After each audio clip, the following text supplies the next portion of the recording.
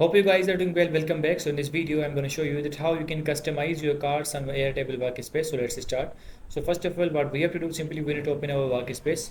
And after opening the workspace, as you can see, you will be able to see the customize cards option here. And we have to click on the customize cards.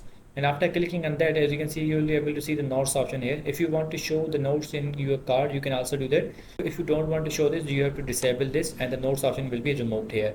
If you want to show your assignee option, you can also show that. If you don't want to show this, you have to disable this option. I'm going to enable this one.